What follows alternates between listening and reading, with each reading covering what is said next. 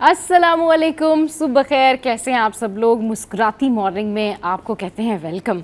अच्छा जी, ये जो वेलकम होता है ना सुबह का, जिसमें आप किसी को वेलकम कहते हैं और शो का आगाज़ करते हैं, ये एक ऐसी फ़ील होती है कि इसमें आपको यकीन होता है कि आपके बहुत सारे फ़ैन्स, आपके बहुत सारे व्यूवर्स जो हैं वो आपका इंतज़ार कर रहे होते हैं। और जब आपका इंतज़ार हो रहा हो और फिर आपको उस तरह का फ़ीडबैक मिल रहा हो तो यकीन नहीं आता कि इतने सारे लोग आपको प्यार करते हैं, इतने सारे लोग अप्रिशिएट करते हैं। और इसका अंदाज़ा मुझे जब होता है, जब मैं अपने सोशल साइट पर आप लोगों के मैसेजेस पढ़ती हूँ और फिर उसके बाद मुझे बड़ी खुशी होती है कि आप लोग जो है वो इतना अप्रिशिएट करते हैं। अच्छा, आगाज़ करते हैं और अच्छी बात से आगाज़ करते हैं हमेशा की तरह। तो आज मैंने सोचा कि इस बारे में बात की जाए कि हम सब डिप्रेशन, परेशानी और मुसीबतों का शिकार होते हैं और इसके लिए जो है वो हम सब बहुत ज़्यादा ब्लेम कर रहे होते हैं कि जी ऐसा हो जाता तो वैसा हो जाता तो वैसा हो जाता।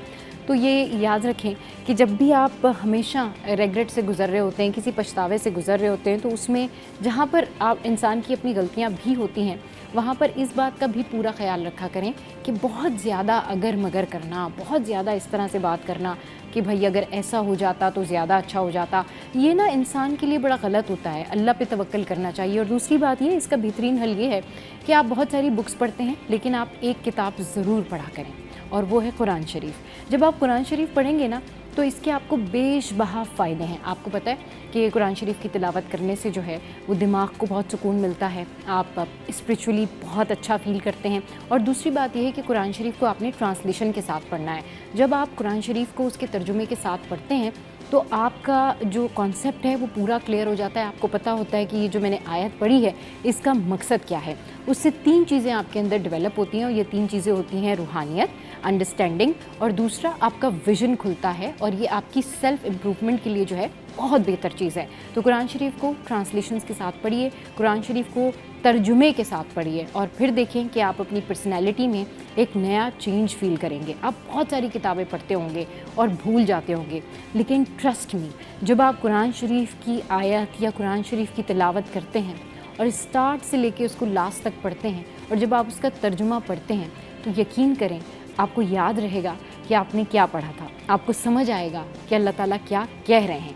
अच्छा जी, तो आई होप कि हम सब जो है अल्लाह ताला हमें तौफीक दे कि हम कुरान शरीफ जो है वो तर्जुमे के साथ पढ़ें। आगे बढ़ते हैं और अब कुछ बात करते हैं मौसम की। अच्छा, मौसम जो है ना वो बड़ा औसम है, लेकिन कराची के मौसम की बात नहीं करने जा रही हूँ। मैं बात करने जा रही हूँ ओवरऑल जो इस वक्त सिचुएशन है पंजाब में, जहाँ पर जो है वो आप देखें कि सिचुएशन है फ्लड की और जो ये हैवी रेनफॉल है ये जो है बहुत ज़्यादा है। तो पंजाब 24 घंटों के दौरान जो है अब वो मुख्तलिफ हादसात वहाँ पर रोनुमा हुए हैं और मुख्तलिफ हादसात के बायस जो है कई लोग जो है वो अपनी जानों से हाथ धो बैठे हैं। अच्छा जी, 55 अफराद जो हैं इस सिलसिले में जाँ बहक हुए हैं। पंजाब में 24 घंटों के दौरान मुख्तलिफ हादसात में 55 अफराद जो हैं वो जान से गए। चकवाल में 450 मिलीमीटर, रावलपिंडी इस्लामाबाद में 240 मिलीमीटर बारिश हुई, जबकि नदी नाले भी भर गए। नशेबी जो बस्तियां थीं वो डूब गईं। मुख्तलिफ इलाकों में पानी घरों में दाखिल हो गया है। ये मतलब एक रेन एमरजेंसी की सिचुएशन है। अच्छा जी, रावलपिंडी में दरिया सुहा में तोगयानी के बायस करीबी आबादियाँ जो हैं वो ज़ेरे आब आ गई हैं और चकवाल में मुतादिद सड़कें रेलों में जो है वो बह गई हैं। तो ये सूरत हाल है जनाब जो कि मैंने आपके साथ में शेयर की। अब कुछ बता देते हैं आपको कि आज ओवरऑल जो मौसम है वो कैसा रहेगा, जो कराची का मौसम है वो कैसा रहेगा। और मैक्सिमम जो मौसम है कराची का वो बहुत औसम है और इस बारे में हम आज डिटेल में बात भी करेंगे। लेकिन अभी आपको बताते हैं कि जो करंट सिचुएशन है, जो करंट वेदर सिचुएशन है, करंट वेदर रिपोर्ट जो है वो क्या है। So here we go now. अच्छा जी, यहाँ पर जो करंट सिचुएशन है वो है 32 सेंटीग्रेड 11 बजे, फिर उसके बाद 12 बजे है वो 33 सेंटीग्रेड है, फिर 1 बजे जो है वो 34 सेंटीग्रेड है और फिर 2 बजे ग्रेड है। तो ये जो है ये मौसम की सिचुएशन है जिसके वजह से जो है वो मौसम काफ़ी अच्छा है। और मौसम की अच्छा होने की रीज़न जो है, वजह जो है वो यही है कि भाई बारिश वाला मौसम है, हब्स कम हो गया है। आगे बढ़ते हैं और बताते हैं कि जब मौसम अच्छा हो और उसके बावजूद भी घर में झगड़ा हो रहा हो, मौसम अच्छा हो, माहौल अच्छा हो, घर के लोग अच्छे हों, घर में जो है वो रहमदिल लोग मौजूद हों, घर में जो है वो आपस में सुलह करने वाले लोग मौजूद हों, आपके घर का माहौल बहुत अच्छा हो, आपकी फैमिली बहुत अच्छी हो। लेकिन उसके बावजूद भी ये देखा गया है कि बहुत अच्छी फैमिलीज़ में भी बहुत सारे अच्छे पढ़े लिखे लोग जो होते हैं मौजूद होते हैं और पढ़ी लिखी फैमिलीज़ में, अच्छे लोगों में, अच्छे ख़ानदान में भी जो है आपस में घर के अंदर जो है वो एक डिस्टर्बेंस होती है, लोग आपस में एक दूसरे से नफ़रत का इजहार कर रहे होते हैं, लोग एक दूसरे से लड़ रहे होते हैं, लोग एक दूसरे की बात नहीं सुन रहे होते हैं। और आप देखें कि कुछ अच्छी अच्छी फैमिलीज़ में बार बार झगड़ा हो रहा होता है और ऊंची ऊंची आवाज़ों में लोग बात कर रहे होते हैं, अंडरस्टैंड नहीं कर रहे होते हैं। तो जाहिर सी बात है, डेफिनेटली वी कैन से कि ये जो है नज़र भी लग सकती है और किसी ने कुछ किया भी हो सकता है। तो वैसे तो जो आप चीज़ें करते हैं, दुआएं पढ़ते हैं, उसको जारी रखें, लेकिन ये एक छोटा सा टोटका है, और टोटका है कि बेरी के पत्ते आपने उबाल लेने हैं और उबाल कर उसका पानी जो है अपने घर में उसका छिड़काव करना है। तो जो बेरी के पत्ते हैं वो आपने उबाल के घर में हर जगह आपने जो है वो छिड़काव करना है, और फिर आप देखेंगे कि आपके घर में जो है वो झगड़ा बंद हो जाएगा। अगर तो वाकई उसी वजह से हो रहा है जिस वजह से आप ये छिड़काव कर रहे हैं, और आपके घर में एक सुकून रहेगा, यानी you feel so much comfortable और पीसफुल कि ये जो बेरी के पत्ते हैं ये आपने उबालने हैं, और फिर उसके बाद जो है वो आपने क्या करना है, इसका छिड़काव करना है। अच्छा जी, आगे बढ़ते हैं और अब कुछ बात करते हैं हम क्रिकेट की। जी हाँ, इस दफ़ा जो क्रिकेट है ये हो रही है लेजेंड्स के दरमियान। जी हाँ, I am very much excited, और आप भी बहुत ज़्यादा एक्साइटेड होंगे। और ये जो मैचेस होने जा रहे हैं ये हैं लेजेंड्स लीग के matches. World championship of legends, Pakistan champions team का एजबेस्टन क्रिकेट ग्राउंड में पहला training session. Pakistan champions team ने बैटिंग, बॉलिंग और फील्डिंग ड्रिल्स में भरपूर हिस्सा लिया। ज़बरदस्त जी। वर्ल्ड चैम्पियनशिप ऑफ लेजेंड्स कल से यानी कि आज से इंग्लैंड में शुरू होगी। वर्ल्ड चैम्पियनशिप ऑफ लेजेंड्स में पाकिस्तान चैम्पियंस टीम की जो क़यादत कर रहे हैं वो मोहम्मद हफीज़ कर रहे हैं। अच्छा जी, पाकिस्तान के नंबर स्टार शाहिदा अफरीदी, वहाब रियाज समेत दीगर खिलाड़ी एक्शन में दिखाई देंगे। अच्छा, मैच पाकिस्तानी वक्त के मुताबिक रात 8:30 बजे शुरू होगा, और ये बर्मिंघम में जो है जो बड़ा टाकरा होने जा रहा है वो मैं आपको बताती हूँ कि किन दो कंट्रीज़ के दरमियान ये बड़ा टाकरा होने जा रहा है। मैं बहुत एक्साइटेड हूँ, और ओवरऑल वो सारे लोग बहुत एक्साइटेड हैं इस मैच के लिए, क्योंकि ये लेजेंड्स लीग का मैच है और बड़ा टाकरा है जी, पाकिस्तान वर्सेस भारत। ये जनाब हो रहा है 20 जुलाई को, और फिर ये दोनों जो टीम्स हैं ये आमने सामने आएंगी। अच्छा जी, फिर उसके बाद जो है ये पाकिस्तान चैम्पियंस जो है 26 जुलाई को हेडिंग्ले लीड्स में वेस्ट इंडीज़ के ख़िलाफ़ खेलेगी। अच्छा जी, तो ये मैचेस होने जा रहे हैं, बड़े ज़बरदस्त किस्म के ये मैचेस हैं जो कि हमने आपको बताया कि ये सूरत हाल है। अच्छा जी, अब आगे बढ़ते हैं और बढ़ते हैं हम किस जानिब, हेयर फॉल की जानिब। जी हाँ, हेयर फॉल जो है वो बहुत ज़्यादा कॉमन है, और इतना कॉमन है कि लोग इतने ज़्यादा परेशान हैं। दुनिया ज़माने के जो है वो तेल इस्तेमाल कर लिए, दुनिया ज़माने की जो है वो चीज़ें इस्तेमाल कर ली कि भाई किसी तरीके से हेयर फॉल रुक जाए, बाल गिरना बंद हो जाएं। जब कंघी करते हैं तो बालों में ना झुंगट्टा सा जमा हो जाता है। जब आप कोम करते हैं तो फिर क्या होता है, बहुत सारे बाल आपके खुद के हाथ में आ जाते हैं, आप इतने महंगे तेल लगा रहे होते हैं, आप कहते हैं फिर भी हेयर फॉल। तो हेयर फॉल को रोकने के लिए एक ज़बरदस्त सी रेमेडी, बल्कि एक ऐसी रेमेडी जो कि बहुत कम वक्त में आपके बालों को मजबूत घना कर देगी और बाल गिरने से बंद हो जाएंगे। और ये रेमेडी है कि आपने लेने हैं आम। अच्छा, ये जो आम होता है ना, ये आजकल सीज़न में बड़ा इन है, तो इसकी जो गुठली होती है वो हम फेंक देते हैं, लेकिन यकीन करें ये बहुत ज़्यादा एक्सपेंसिव है उस सूरत में जब आप मैंगो पाउडर घर ख़रीद के लाते हैं, और वो कम से कम आपको 2 से ढाई 3 हज़ार का मैंगो पाउडर मिलता है। तो आपने घर में भी ये रेमेडी कर सकते हैं कि आम की गुठली को आप पीस लें, और इसको पीसने के बाद जो है फिर आप इसका जो मास्क है, यानी कि इसको मास्क बना के इसके अंदर जो है वो आप शहद डाल सकते हैं, इसके अंदर आप कोकोनट ऑयल डाल सकते हैं। तो आम की गुठली को पीस के कोकोनट ऑयल डालें, और इसके अलावा आपने करना ये है कि इसको अपने बालों पे लगाना है, तो आपके बाल गिरना बंद हो जाएंगे। अच्छा, एक और रेमेडी है, आप चाहें तो बाज़ार से मैंगो पाउडर भी ला सकते हैं, लेकिन आपकी आसानी के लिए कि आम भी खाएं और बाल भी लंबे करें, तो आपकी आसानी के लिए ये है कि आप जो है गुठली घर में रख के सुखा के अगर उसको पीस सकते हैं तो उसका पाउडर घर में बना लें, देन कोकोनट ऑयल, देन उसके बाद फिर आप इसको जो है वो मसाज करें। एक और रेमेडी जल्दी से मैं आपको बताती हूँ बाल गिरने से रोकने की, और ये है मखाने। जी हाँ, आपने लेने हैं 1 मुट्ठी मखाना, और मखाने को आपने जो है वो दूध में डाल देना है। 1 गिलास दूध में डाल के रोज़ाना पिएं, आपके बाल गिरना झड़ना जो है वो सब कुछ जो है वो बंद हो जाएगा, और आप देखेंगे कि आपके बालों में शाइन भी आएगी, आपके बाल मजबूत भी होंगे, चमकदार भी होंगे। आगे बढ़ते हैं और अभी आपको बताते हैं कि एक ऐसा केस जिसने पूरे पाकिस्तान में सबके दिल दहला दिए, एक ऐसा केस जिसके हवाले से बात करने से पहले ना दिल अजीब सा हो जाता है, और अभी तक समझ में नहीं आ रही कि इनके साथ क्या हुआ। शायद ही कोई मीडिया से ऐसा हो, शायद ही कोई ऐसा इंसान हो जिनको इनकी इस तरह की मौत के ऊपर जो है वो दुख ना हुआ हो, सदमा ना हुआ। हुमैरा केस के बारे में बात कर रहे हैं, जिसकी जो अपडेट्स हैं कुछ इस तरीके से हैं कि अब इनके साथ जो इनकी जो रिपोर्ट्स शेयर हो रही हैं, जो इन्वेस्टिगेशन के बाद जिस तरीके से इस केस आगे की तरफ बढ़ रहा है, तो उसमें अब जो रिपोर्ट है केमिकल रिपोर्ट है वो ये बता रही है कि हुमैरा असगर को जहर देने के शवाहिद जो हैं वो नहीं मिले हैं। अदाकारा हुमैरा असगर को जहर देने के शवाहिद नहीं मिले। डिफेंस के फ्लैट में ये मुर्दा पाई गई थी। मॉडल और अदाकारा की लाश से नमूनों की केमिकल एग्जामिनेशन जो रिपोर्ट्स हैं वो आ गई हैं। तो हुमैरा असगर की लाश जो है उनसे 9 सैंपल्स जामा कराची की फोरेंसिक लैब को भेजे गए थे और पुलिस के मुताबिक मौत की वजह बाज़ाब्ता तौर पर जो है वो बता दी जाएगी जल्दी, लेकिन फ़िलहाल जो चीज़ें शेयर की गई हैं इनके हवाले से फ़िलहाल जो बताया गया है वो ये है कि जी पुलिस को इनकी जो मौत है, यानी जिस बारे में कह रहे थे कि इनको किसी ने जहर दिया है, कोई पॉइज़न वाला मामला है या कोई और मामला है, तो वो शवाहिद जो हैं वो नहीं मिले हैं। अच्छा जी, आगे बढ़ते हैं और अब आपको बताते हैं कि आप अपने जो पाँव हैं उनको कैसे साफ़ कर सकते हैं। बहुत सारे लोगों के पाँव जो होते हैं ना वो इस तरह से होते हैं कि बहुत गंदे होते हैं, साफ़ नहीं होते, उसमें एड़ियों में खुरन जमे हुए होते हैं या टैन होते हैं या मौसम की वजह से, गर्मी की वजह से झुलस जाते हैं। तो आपके पाँवों को साफ़ करने का बेहतरीन तरीका, बेहतरीन रेमेडी ये है कि आपने लेना है कॉफ़ी पाउडर। जी हाँ, कॉफ़ी पाउडर आपने लेना है, फिर उसमें आपने मिलाना है लेमन जूस और फिर आपने उसके अंदर बेकिंग सोडा डालना है और फिर आपने इसको कर लेना है अच्छी तरह से मिक्स। और जब आप अच्छी तरीके से मिक्स कर लेंगे तो हल्दी मिलानी है आपने और फिर इन तमाम चीज़ों को मिक्स करके आपने अपने पाँवों पर लगाना है, स्क्रब करना है। Once again I am repeating, आपने टर्मेरिक यानी हल्दी लेनी है, कॉफ़ी पाउडर लेना है, बेकिंग सोडा लेना है, उसमें आपने लेमन डालना है, इसको मिक्स करना है और फिर आपने लगाना है इसको अपने पाँवों पर। तो ये ज़बरदस्त जो है वो रेमेडी है जिसकी वजह से यू विल फील बेटर, कि आपको लगेगा कि जी ज़बरदस्त, ये क्या, ये तो बड़ी ज़बरदस्त बात हो गई है। और इस तरीके से जो आपके पाँव हैं वो साफ़ और शफाफ हो जाएंगे। तो भाई ये सारी सूरत हाल है जिसके हवाले से मैंने आपको बताया कि जो पाँव हैं आपके वो इस तरीके से साफ़ हो सकते हैं। अच्छा, अब कुछ बात करते हैं एजुकेशन से रिलेटेड। और एजुकेशन से रिलेटेड जो है ना ये ख़बर, ये मुझे बड़ी अच्छी भी लगी और बड़ा अजीब सा भी लगा, क्योंकि हम हमेशा से स्टूडेंट्स के बारे में बात करते हैं और ये क्या भाई, कराची के स्टूडेंट्स ने जो है वो सिलेक्शन सबसे ज़्यादा मेडिकल कॉलेज के लिए किया, मेडिकल के लिए किया। जी हाँ, तो ये खबर कुछ इस तरीके से है कि कराची के सरकारी कॉलेजेस में इंटर साल अव्वल के दाखिलों का मामला है।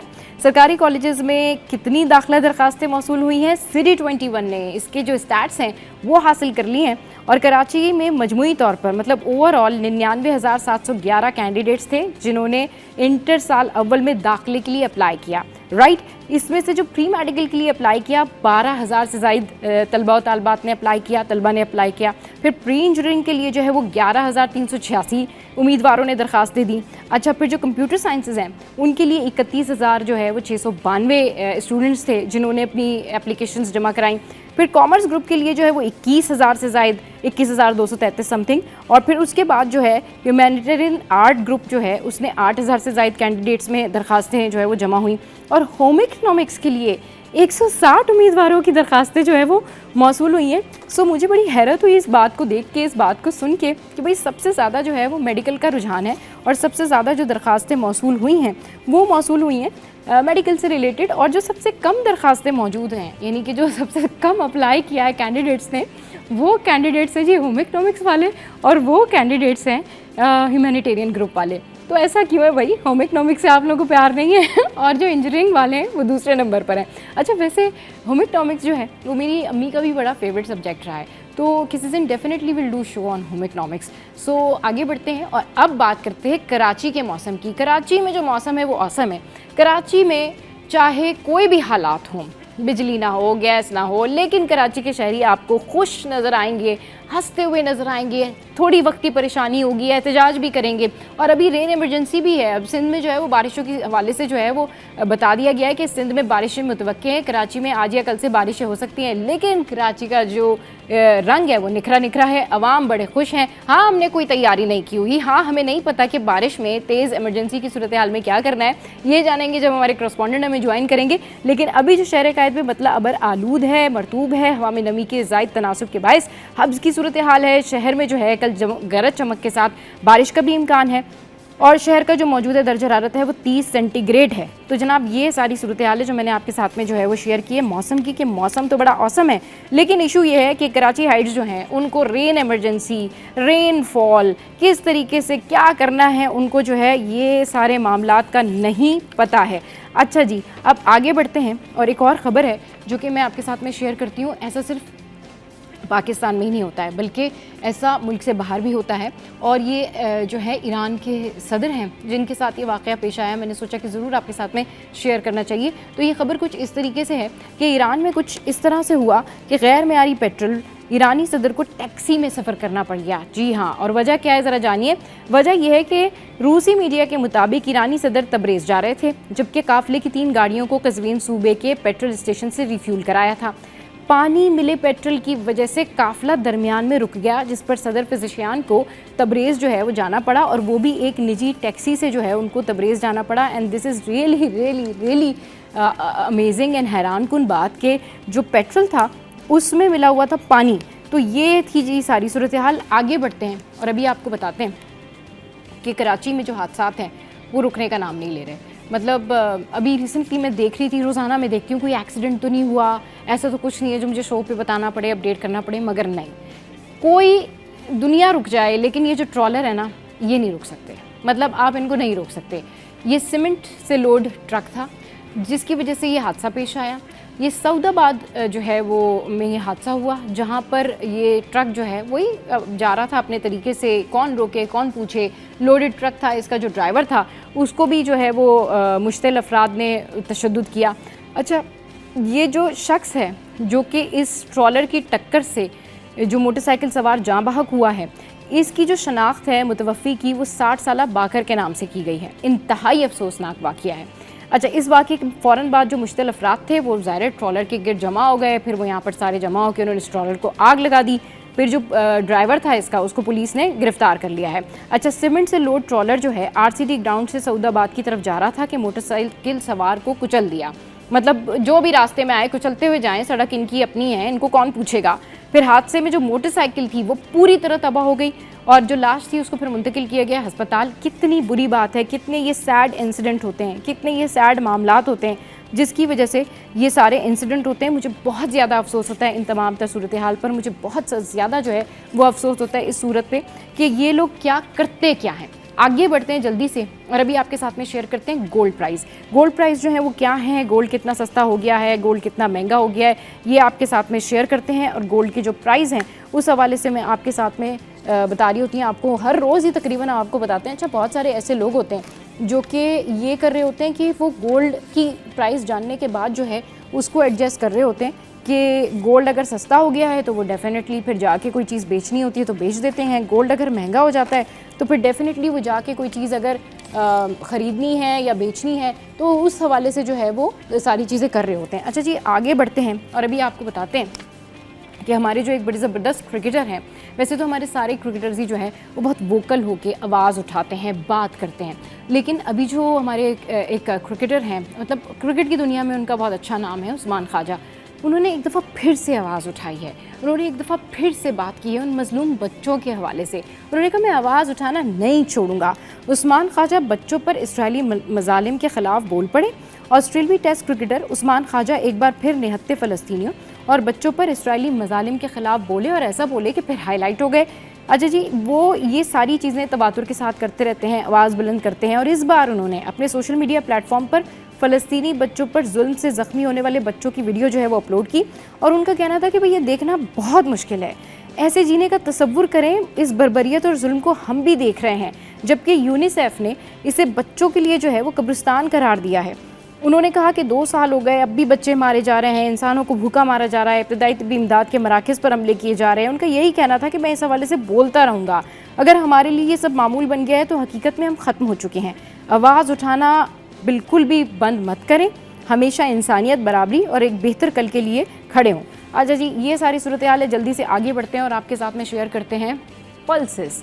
जी हाँ, दालें आपने पता करनी होंगी, पकानी होंगी, तो ज़रा रेट भी पता कर लें, नेगोशिएशन में हो जाएगी आसानी। तो जी, हमारे पास जो माश की दाल है उसके प्राइस हैं 405, फिर हमारे पास जो मूंग की दाल है उसके प्राइस है 310, फिर हमारे पास जो मसूर की जो दाल है उसकी प्राइस है 250, फिर दाल चना जो है वो 340 पर है। फिर उसके बाद जो है अच्छा, इसकी रिटेल प्राइस जो है दाल चना की 355 है और काबली चना जो है वो 325 पर है। तो ये जी सारी सिचुएशन है, ये हैं सारे मामला जो कि मैंने आपके साथ में शेयर किए। बल्कि ब्रेक पे जाने से पहले चलते चलते आपको आज की जो अहम हेयरिंग्स हैं वो भी बता देते हैं कि जी हेयरिंग्स जो हैं वो आज की वो क्या हैं। तो सिंध हाई कोर्ट में आज अहम समातें हैं जी, और कौन कौन सी समातें हैं आइनी और रेगुलर बेंचेस के रूबरू मुख्तलिफ केसेस की समाअत होगी। लापता अफराद, गैर कानूनी तामीरात, तजावुजात, दरखास्त ज़मानत पर समाअत होगी। सिंध टैक्स और सेल टैक्स से मुतालिक दरखास्तों पर भी समाअत होगी। दरखास्तों पर समाअत जस्टिस फैसल कमाल की सरबराही में 2 रुकनी बेंच करेंगे। मंशियात मुकदमात में मुलजिमान की दरखास्त ज़मानत पर समाअत होगी। दरखास्त पर समाअत जस्टिस जुल्फ़िकार सांघी की सरबराही में 2 रुकनी बेंच करेंगे। तो ये जी सिचुएशन है जो कि मैंने आपके साथ में शेयर की। अब जाते हैं ब्रेक पर। ब्रेक के बाद जब वापस आएंगे तो फिर टॉप स्टोरीज़ जो है वो आपके साथ में शेयर करेंगे और आपको बताएंगे कि अभी पूरी दुनिया में क्या हो रहा है और करंटली कराची में इस वक्त क्या हो रहा है। और जब ब्रेक से वापस आएंगे तो फिर कल्लात हादसे की भी बात करेंगे। Welcome back. कल्लात में फायरिंग से कवालों के जाँ बहक होने वालों की नमाज जनाजा आज अदा की जाएगी। इलाके में सोग की फ़िज़ा है। घर पर ताज़ियत करने वालों की आमद का सिलसिला जारी है। और अभी क्या ताज़ा तरीन सूरत हाल है ये जानते हैं हमारे नुमाइंदे उसामा से। जी उसामा, अपडेट कीजिए। बिल्कुल सबा देखें, 2 रोज़ कबल इंतहाई अफसोसनाक वाक़या पेश आया था जहां पर PIB के इलाके से एक बस जो है वो बलूचिस्तान में एक अपने जो प्रोग्राम है उसको के लिए जा रही थी कि जब कोयटा से वो कुछ दूर ही रह गए थे। कल्लात का मकाम था कि जहां पर उनको दहशतगर्दों की जानिब से रोका गया और बस पे जो है वो फायरिंग की गई। की शनाख्त जो है वो अहमद, रज़ा और आसिफ के नामों से हुई थी। 2 जो है वो कवाल थे और एक जो है वो उनका गिटारिस्ट था। अहमद और रज़ा जो है वो आपस में बाप और बेटे थे। दोनों जो है वो PIB कॉलोनी के रिहायशी थे और यहाँ से जो है वो कवालियों के प्रोग्राम वगैरह में जाते रहते थे। इससे कबल भी वो मुतादिद मरतबा जाते रहते थे कि उस दिन इंतहाई अफसोसनाक वाक़या पेश आया कि जब वो वहाँ जा रहे थे कि दहशतगर्दों ने उनकी गाड़ी पर फायरिंग की जिसके नतीजे वो जहाँ बहक हो गए। फिर गुज़िश्ता रोज़ जो है वो उनकी लाशों को जस्ते खाकी जो है वो उसको हेलीकॉप्टर के ज़रिए जो है वो कराची एयरपोर्ट मुंतकिल किया गया, जहाँ पर सूबाई वज़ीर सईद गनी ने जो है वो उनकी लाशें वसूल की और कल जो है वो उनकी जस्ते खाकी को मॉडर्न क्वार्टर जो का सरथाना जो है वो उसमें मुंतकिल कर दिया गया। गुज़िश्ता रोज़ उनकी नमाज जनाजा जो है वो अदा की जानी थी असर के बाद, लेकिन उनके भाई जो हैं वो ज़ख्मियों के वजह से कराची नहीं पहुँच सके, जिसकी वजह से नमाज जनाज़ों को मुलतवी किया गया। आज जो है वो उनकी नमाज जनाजा बाद नमाज जुम्मतुल मुबारक PIB ग्राउंड जो है वो उसमें अदा की जाएगी और तदफीन जो है वो C1 एरिया कब्रिस्तान में की जाएगी। नमाज जनाजा में गवर्नर सिंध फारूक सत्तार और दीगर जो आला सियासी शख्सियात हैं उनकी जो है वो आमद की तवक्को की जा रही है। गुज़िश्ता रोज़ की तरफ भी जो है वो यहाँ पर तमाम जो शख्सियात हैं, सियासी और समाजी शख्सियात, उनका जो है वो आमद का सिलसिला जारी था। आज भी यही सिलसिला सोगवारों की सिलसिला जारी है। इलाका की फ़िज़ा जो है वो इंतहाई सोगवार है, हर आँख जो है वो अक्शबार है और तमाम लोग जो है वो यहाँ पर गमज़दा हैं। इलाके में जो तमाम लोग हैं घरों में जो है वो सोगवारों का सिलसिला जो है वो इस वक्त भी जारी है। नमाज जनाजा दोपहर में अदा किया जाएगा। गुज़िश्ता MQM के रुकन सिंध असम्बली आमिर सिद्दीकी भी यहाँ पर पहुँचे, जबकि मुस्लिम लीग नून का वफ्द भी आया, जबकि दीगर जो लोग हैं गवर्नर सिंध की जानिब से भी यहाँ का दौरा किया गया और जो चौधरी असलम शहीद की अहलियाँ हैं उनकी भी जो वो भी यहाँ पर आई और उनकी जानिब से भी ताज़ियत का जो है वो सिलसिला किया गया। आज ज़ोहर के बाद जो है जुम्मतुल मुबारक के बाद उनकी नमाज जनाजा जो है वो अदा की जाएगी। अच्छा उसामा, यहाँ पर और कौन कौन से अहम ऐसी पर्सनैलिटीज़ हैं प्रोमिनेंट जिनकी आमद जो है मुतवक्के है और इनके घर वालों से आपकी कुछ बात हो सकी? वैसे तो ओवरऑल हम सुन ही रहे हैं उनके जज्बात, उनके एहसासात, मगर आपकी किसी से बात हुई? देखें, कल से ही बात हो रही है। उनका यही कहना है कि हम तो सिर्फ अमन के सफ़ीर हैं, हम सिर्फ एक प्रोग्राम में शिरकत के लिए जा रहे थे। हमारी ना किसी से कोई दुश्मनी है, ना ही कोई हमसे कोई चीज़ था। हमें अगर ऐसी बता दिया जाता तो हमें तो जो मजलूमों की तरह उनको गाड़ी से उतारा गया और उस पर फायरिंग की गई, जिसके नतीजे में तकरीबन 3 अफराद जो है वो जाँ बहक हो गए, 10 से ज़ायद जो ज़ख्मी हुए। गवर्नर सिंध की जानिब से जो है वो यहाँ का दौरा किया गया और आज जो है वो गवर्नर सिंध कामरान खान टसूरी, सुन्नी तहरीक के सरबरा सरवत इजाज़ कादरी, फारूक सत्तार, क्योंकि उनका ये आबाई हल्का है पीर इलाही बख्श कॉलोनी, जहाँ से कुछ दूर पर ही उनका घर वाक़या है, तो वो यहाँ पर आएंगे। MQM की आला क़यादत और दीगर जो सियासी और समाजी शख्सियात हैं, पाकिस्तान पीपल्स पार्टी से भी जो ताल्लुक़ रखने वाली सियासी शख्सियात हैं, उनकी भी जो है वो नमाज जनाजा में आमद मुतवक्के है। ठीक है उसामा, हमें अपडेट करें। उसामा, आपका शुक्रिया। और जिस तरीके से C21 आपको हर खबर से लम्हा ब लम्हा बाखबर रखता है, तो कोशिश ये होती है कि सिटी में जो भी सिचुएशन है वो ज़रूर आपके साथ में शेयर की जाए। अब कुछ बात कर लेते हैं हम रेन के हवाले से। हैवी रेनफॉल जो है वो एक्सपेक्टेड है और जिस तरह से कराची आइट्स हर चीज़ को नॉन सीरियस लेते हैं ना, मतलब इस दफ़ा नॉन सीरियस लेने वाली चीज़ें नहीं हैं। अच्छा जी, क्या है कि सिंध में आज से बारिश की जो है वो पेशगोई की गई है और बारिश सिंध में होने का मतलब यही होता है कि एक तरह तो रहमत तो है, लेकिन जो जगहों पर इंफ्रास्ट्रक्चर ठीक नहीं है, जहाँ पर नदी नाले तुग़यानी आ सकती है या नालों की सफाई नहीं की गई है वहाँ पर होती है प्रॉब्लम क्रिएट। तो महकमा मौसमियात ने आज से सिंध में बारिश की पेशगोई की है और बारिश का ये जो सिलसिला है आज दादू से शुरू होगा और कराची में कल से बारिश का इम्कान है। इसके अलावा जनूबी पंजाब, खैबर पख्तूनख्वा, बलूचिस्तान और गिलगित बल्तिस्तान में जो है मजीद बारिशों का इम्कान है। दूसरी जानिब पंजाब में 24 घंटों के दौरान मुख्तलिफ हादसात में 55 अफराद जो है वो जाँ बहक हो चुके हैं और अब सिंध में जो है ये आज से बारिश की पेशगोई की गई है। इस पर बात करने के लिए हमें ज्वाइन किया है सीनियर कॉरेस्पॉन्डेंट आजिज़ भाई ने। अस्सलाम वालेकुम, वेलकम टू द शो। कैसे हैं आप? वालेकुम अस्सलाम, बिल्कुल दुआएं, आप कैसी हैं? आजिज़ भाई, मौसम तो बड़ा अच्छा है लेकिन ये औसम मौसम जो है ना अब थोड़ा सा बारिशों की और थोड़ी सी तूफ़ान की जो है वो सिचुएशन बनती जा रही है और अब जो जिस तरीके से अलर्ट जारी किया गया है, पेशगोई की गई है, क्या वाकई हम आजिज़ भाई तैयार हैं रेन इमरजेंसी के लिए और इस बारिश में कैसे निपटना है? लोगों को पता है कि घरों में रहना है, गैर ज़रूरी बाहर नहीं निकलना, सिंध हुकूमत ने इकदाम कर लिए? अच्छा, आपको याद होगा कि कोई 1-2 महीना पहले हम सिंध में पानी की किल्लत पे बात कर रहे थे जी। पानी की किल्लत थी दरियाए सिंध में। हाँ। लेकिन अब दरियाए सिंध में सैलाब जैसी सूरत हाल है। सही, बिल्कुल। यानी इन 2 महीनों में सूरत हाल इतना तब्दील हो गया। मैंने आज आपकी अपडेट ली है जी। तो इस वक्त जो दरियाए सिंध गुड्डू बैराज है, हाँ। पहला बैराज है सिंध का पंजाब के बाद, सही, गुड्डू बैराज पे इस वक्त 2,74,554 क्यूसिक पानी का फ्लो है, सही। जबकि उसके बाद दूसरा नंबर जो बैराज है सिंध का वो सखर है। सखर पे इस वक्त यानी आज सुबह की अपडेट है, सखर में इस वक्त 3,19,945 क्यूसिक जो है पानी का फ्लो है।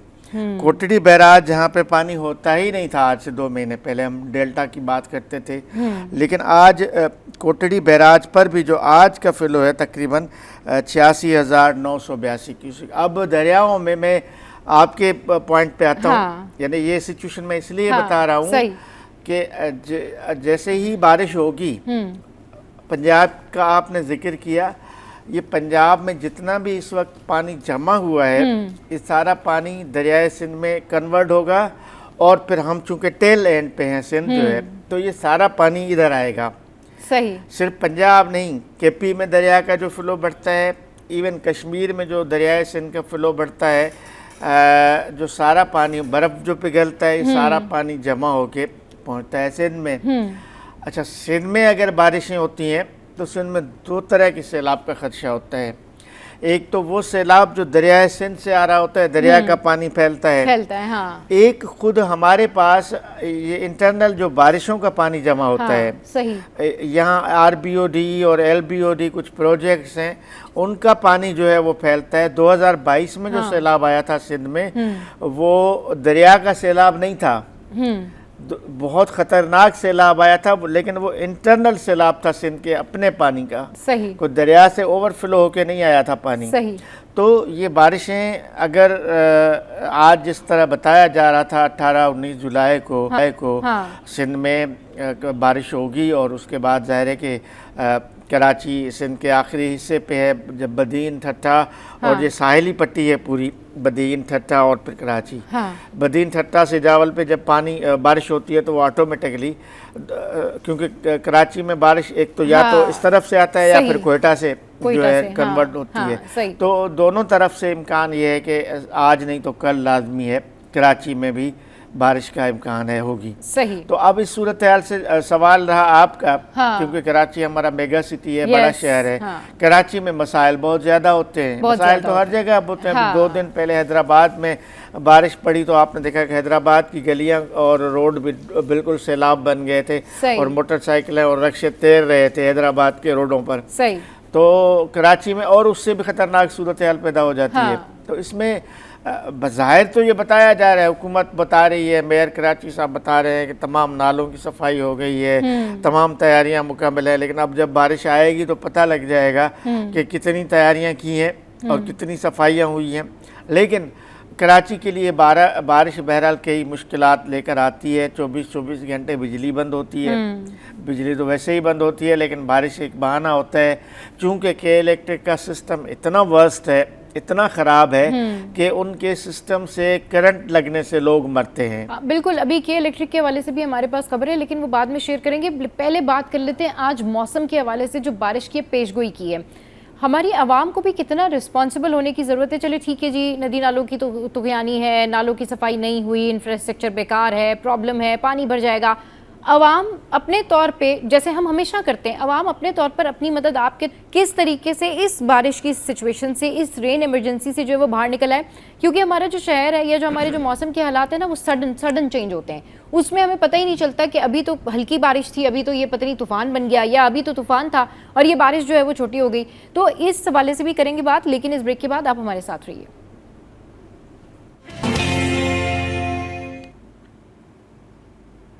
तो जनाब वेलकम बैक।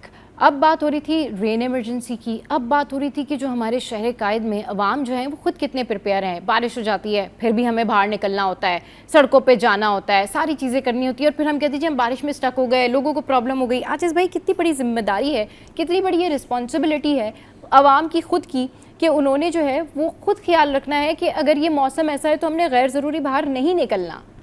देखिए, एक पुरानी सिंधी कहावत है, जिते मीह वसंदा उते गप चिक थींदा।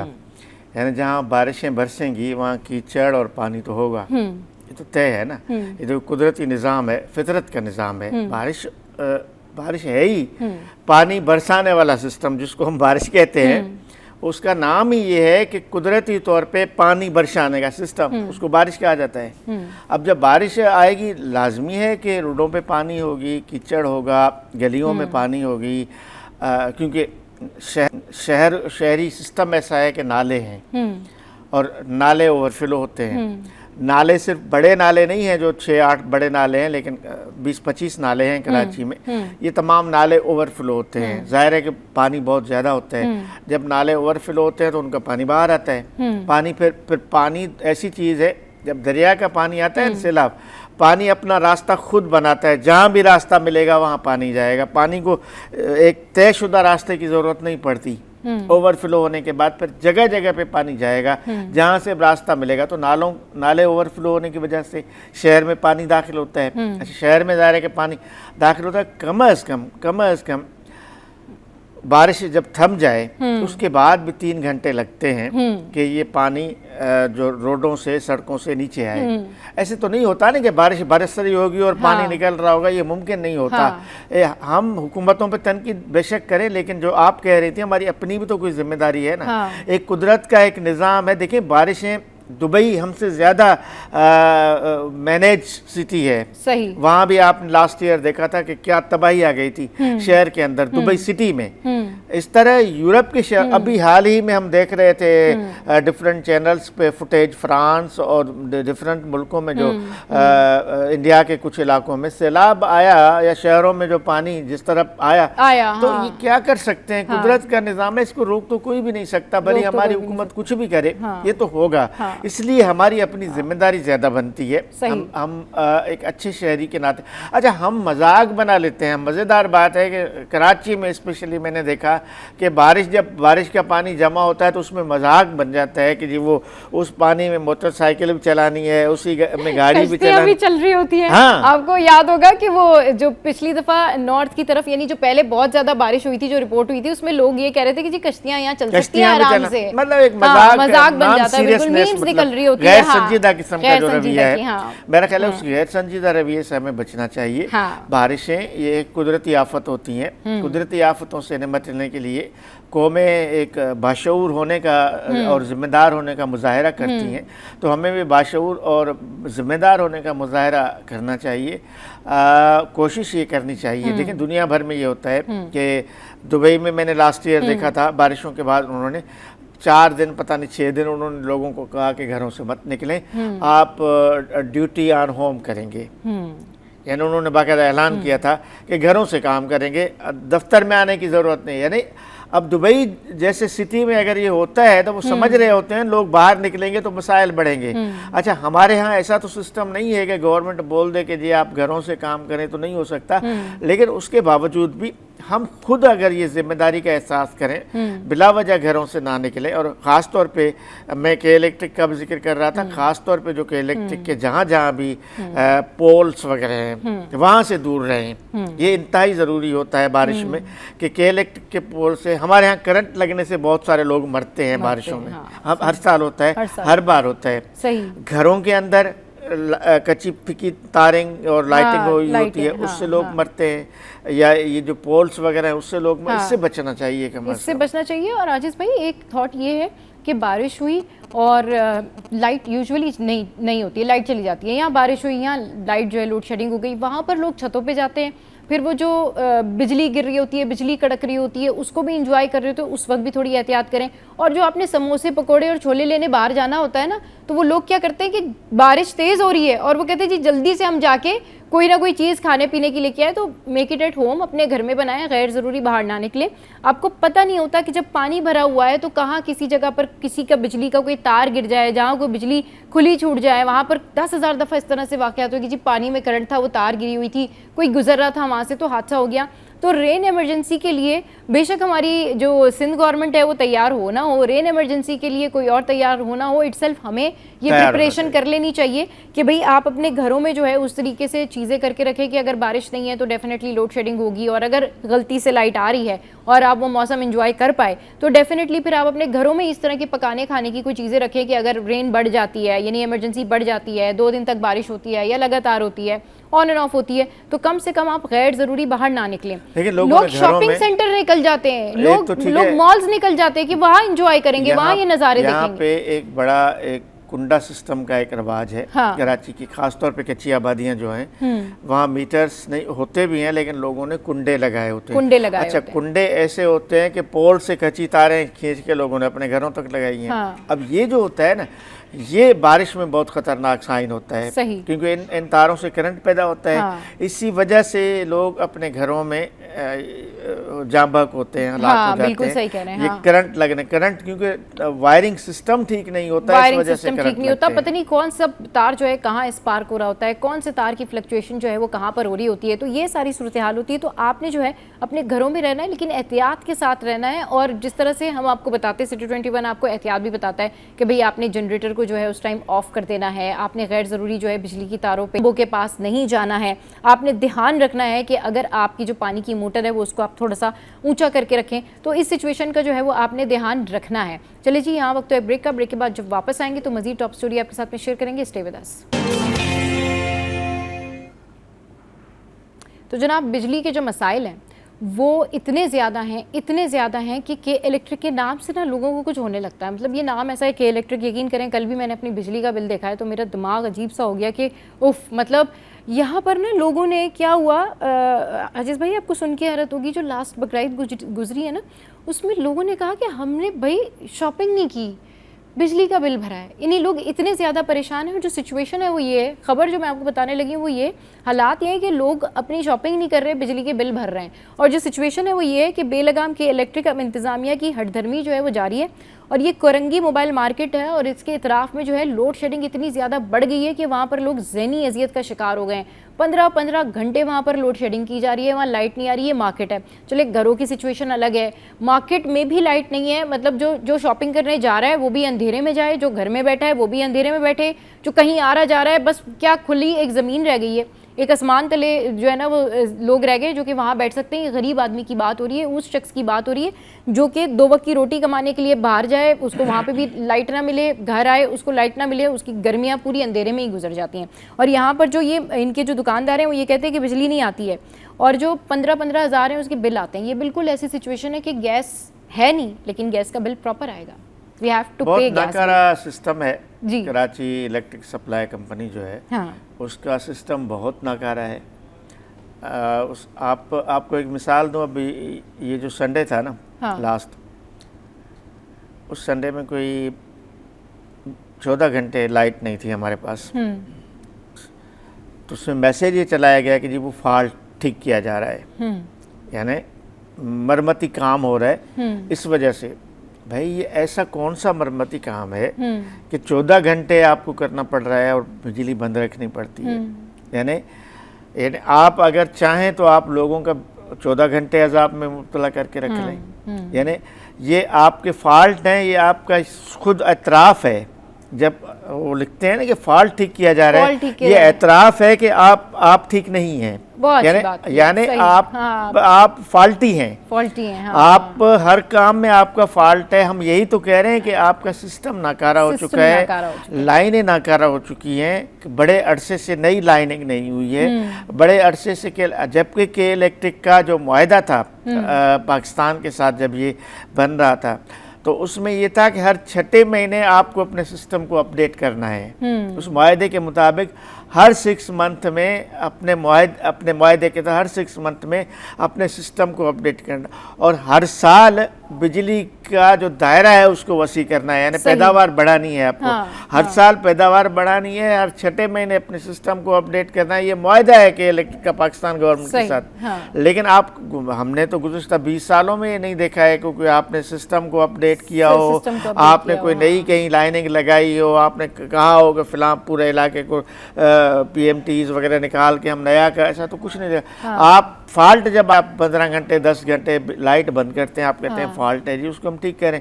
तो एक तो ये, दूसरा जो आप कह रही है ना कि अजाब ये है कि लोड शेडिंग का कोई टाइम ही नहीं है। यानी देखें अगर 24 घंटे हैं, 24 घंटे में फ़र्ज़ करें किसी एरिया में आपको 8 घंटे लोड शेडिंग करनी है, यानी आप 4 बार 2-2 घंटे करेंगे तो सुबह दोपहर शाम रात 2-2 घंटे आप करेंगे तब जाके 8 घंटे पूरे होंगे। अगर आप एलानिया कहते हैं 8 घंटे, एलानिया ये कभी भी नहीं कहेंगे। हैरतनाक बात आपको दूसरी बताऊं कि इलेक्ट्रिक कभी भी एलानिया नहीं कहेगी कि फ़िलहाल इलाके में 10 घंटे लोड शेडिंग है, कभी भी नहीं। कहेगी कहेगी कि जी वो कोरंगी के फ़िलहाल इलाके में 24 घंटे में हम 3 घंटे की लोड शेडिंग करेंगे, 3 बार 1-1 घंटा लोड शेडिंग, एलानिया ये होगा। तो जहाँ एलानिया 12 घंटों में या 24 घंटों में 3 बार लिखा होगा, वहाँ 6 बार 2-2 घंटे लाइट जाएगी, यानी वो 12 घंटे हो गए। 12 घंटे हो गए, 3 घंटे के बजाय वो 12 घंटे की लोड शेडिंग करते हैं। इतनी मेहनत करते हैं स्केड्यूल बनाने में कि लोड शेडिंग करनी है, इतनी मेहनत करते हैं ये इस अपने फॉल्ट को बेहतर करने के लिए। अगर ये अपने कामों पे मेहनत कर लें, अगर ये लोगों की भलाई के लिए मेहनत कर लें, अगर ये पॉजिटिव मेहनत कर लें, तो इनको इस फॉल्ट पे मेहनत करने की ज़रूरत नहीं पड़ेगी। बहुत शुक्रिया आजिज़ भाई, आप हमारे शो पर आए। शो में यह वक्त तो एक ब्रेक का, ब्रेक के बाद जब वापस आएंगे तो करेंगे ढेर सारी बातें, लेकिन अभी है हेडलाइंस ब्रेक, तो जाएँ और हेडलाइंस सुने और वापस जब आएंगे तो आज आपके लिए सरप्राइज़ भी है। Stay welcome back. तो अब कुछ बात करेंगे हम कि कुछ लोगों के लिए ज़िंदगी में जो कामयाबी है उसका मयार है पैसा। मतलब अगर आपने पैसा कमा लिया है तो आप कामयाब हैं, आपके पास अच्छी गाड़ी है तो आप कामयाब हैं, आपने जल्दी जल्दी घर बना लिया है तो कामयाब हैं, आपके पास लग्जरी है, आपका लाइफस्टाइल बड़ा लग्जरियस है, आप कामयाब हैं। बेशक आपको नॉलेज हो या ना हो, बेशक आपकी पर्सनैलिटी डेवलपमेंट हो या ना हो, बेशक आपको ये पता ही ना हो कि आदाब क्या हैं, अखलाक क्या हैं, ज़िंदगी गुजारने के तरीके क्या हैं, लेकिन क्योंकि आपने एक ब्रांडेड ड्रेस पहना हुआ है, क्योंकि आपने ब्रांडेड चीज़ें ली हुई हैं, आपके पास बड़ा पैसा है, तो लोग अपने आप को समझते हैं कि वो बहुत रिस्पेक्टेबल है। तो क्या ज़िंदगी गुजारने के लिए सिर्फ पैसा काफ़ी है? ज़िंदगी इससे चल जाती है? ज़िंदगी के सारे मामलात पैसे से हल हो जाते हैं? इस पर बात करने के लिए आज हमारे साथ जो गेस्ट मौजूद हैं वो हैं ताज अदील साहब, जो कि साइकोथेरेपिस्ट हैं, और उनके साथ मौजूद हैं हिना खान, जो कि मोटिवेशनल स्पीकर हैं। अस्सलाम वालेकुम, वेलकम टू द शो। कैसे हैं आप लोग? ठीक ठाक हैं? सर आपसे स्टार्ट करते हैं। सबसे पहले तो बहुत शुक्रिया, आपने अपना कीमती टाइम हमारे शो के लिए निकाला। सर क्या पैसा वाकई काफ़ी है ज़िंदगी गुजारने के लिए? अगर हम ये देखा जाए कि पैसा जो ना वो एक सब्टल है कि हमारी मोटिवेशन रखने के लिए जो ना वो पैसा जो ना वो कमाना है, तो ये एक बेट है हमें जो ना वो बस एक काम करने के लिए, और इसको फॉलो करते हुए जो ना वो लोग अच्छा काम भी करते हैं, बुरा काम भी करते हैं, लगे रहते हैं। पर मेरे ख्याल में कि पैसा जो ना वो बनाने में ये भी चीज़ है कि हमेशा ये रखते हैं कि आगे का कि और पैसे होंगे तो हमारी लाइफ बेहतर होगी, इससे ज़्यादा पैसे होंगे तो इससे ज़्यादा बेहतर होगी, तो इसी रन में जो ना वो लोग चलते रहते हैं। सही। अच्छा, तो मतलब बात वही ना, चलिए ठीक है, ये तो अर्ज है ना कि जितने ज़्यादा पैसे आ जाए उतना काफ़ी है, बट पैसा काफ़ी होता है ज़िंदगी गुजारने के लिए, बाकी और चीज़ें नहीं चाहिए होती? जैसे मैंने आपको अर्ज किया कि ये तो एक सब्टल है। इमोशंस जो ना वो तो पैसे के साथ नहीं होते हैं। एग्जैक्टली। फैमिली वाइज मैंने इधर पाकिस्तान में भी और अब्रॉड भी काफ़ी विटनेस किया कि माँ बाप जो ना वो पैसों में जो ना वो बस लगे हुए कमाने के लिए, और उनके बच्चों को वो तरबियत नहीं दे सकें, तो उनकी जो कनेक्शन, इमोशनल कनेक्शन जो बच्चों के साथ होता है वो कर नहीं सकें। और जब बच्चे बड़े हो जाते हैं और फिर कहते हैं कि बच्चों को सही तरबियत नहीं मिली है, तो उनको जो वो ये होता है कि हमने क्या गलत किया, पर वो पैसों के पीछे भागते रहे, पैसों के पीछे भागते रहते हैं। अच्छा, जहाँ तक ताल्लुक है ना कि तरबियत, तो अगर आप गरीब भी हैं, आपके पास रिसोर्सेज नहीं भी हैं, और अगर आपने अच्छी तरबियत हासिल की हुई है या अच्छी तरबियत दी हुई है बच्चों को, या फिर आपने खुद अपने पेरेंट्स से ये सारी चीज़ें सीखी हुई हैं, तो यकीन करें आप बेस्ट सर्वाइवल हैं। यानी कामयाब शख्स वो है जिसके पास तरबियत हो, जिसके पास तालीम हो, आला अखलाक हो, जिसको ये पता हो कि अगर मेरे सामने कोई बिलियनियर भी बैठा है तो इससे मेरी ज़ात माइनस नहीं हो जाती, इससे मुझे उसको देख के मैं ये सीख सकता हूँ कि जी मेहनत करनी चाहिए। ये नहीं सीख सकता कि जी मेरे पास ये सारी चीज़ें होनी चाहिए, लस्ट नहीं होना चाहिए, है ना। ये कितना ज़रूरी है सबसे पहले अपनी पर्सनैलिटी के अंदर खुद ये कॉन्फिडेंस बिल्ड करना कि हर इंसान की ज़िंदगी हर इंसान से अलग होती है और हर इंसान का लाइफस्टाइल हर इंसान से अलग होता है। कामयाबी के लिए मेहनत करना पड़ती है, और इस तरह दुनिया में बहुत सारे ऐसे बिलियनियर मौजूद हैं जिनसे ज़्यादा बिलियनियर मौजूद हैं। तो अगर वो इस तरह से एक दूसरे को देख देख के सिर्फ देखते रहेंगे और इसी दौड़ में लगे रहेंगे कि ज़्यादा पैसा, तो ज़िंदगी तो छूट जाएगी ना, वो तो सिर्फ पैसा ही रह जाएगा। क्योंकि पैसे के साथ एडजस्ट करना तो सबसे आसान काम है, लेकिन एडजस्टमेंट करना अपनी प्रॉब्लम्स के साथ, एडजस्टमेंट करना अपनी सिचुएशन के साथ, एडजस्टमेंट करना उस पुअर डेज़ में जबकि आपको कोई सपोर्ट ना कर रहा हो, एडजस्टमेंट करना उस तालीम के साथ जब आपका कोई सपोर्ट सिस्टम ना हो, खुद अपनी मदद आपके तहत, that's the big thing. What do you think on that? अच्छा, मेरा थोड़ा सा पॉइंट ऑफ व्यू डिफरेंट है। मैं क्योंकि बहुत प्रैक्टिकल बातें करती हूँ। एक होती है फिल्मी बातें, मेहनत, दिस एंड दैट। मेहनत, हाँ। व्हाट आई बिलीव इज आजकल का जो दौर जा रहा है, money is very important, it's like your basic necessity. So आपका comfort, your luxury is everything attached to, मतलब मनी के साथ है। But then on the other side I believe कि 100% आप ये कहें कि मनी इस वाले को सब कुछ दे सकता है, तो money can not buy happiness. वो आपको नहीं दे सकता। It can give you peace, peace in the sense कि आपके पास कंफर्ट है, आपके पास लग्जरी है। अगर आपने ब्रांड वाला सूट पहना है, जैसे कि आपने कहा, तो आपके अंदर वो कॉन्फिडेंस खुद ही आ जाता है। फिर इतना सोशल जो प्रेशर है आजकल, आप देखती हैं सोशल मीडिया पे एक प्रेशर है, लाइक बीइंग एन इन्फ्लुएंसर, मैं इन्फ्लुएंसर हूँ, तो मैं वो देखती हूँ, even we go through that ना। बिल्कुल, कि आपको अपने इंस्टा के लिए कितना अपडेटेड रहना पड़ता है। आज की जो हमारी न्यू जनरेशन है, जेन ज़ी जो है, they are very much concerned. आप उनको बताएं कि अभी आपको फ्रेंड्स पे मोटर बाइक पे जाना है, they won't like to go, उनको कार चाहिए होगी, उनको अपना स्टेटस दिखाना है। सो पीस आती है, यू नो, बट देन अब बहुत सारी चीज़ें ऐसी हैं ना, यहाँ पे कोई पैसों को हासिल करने से या पैसों की अहमियत से इनकार नहीं कर रहा।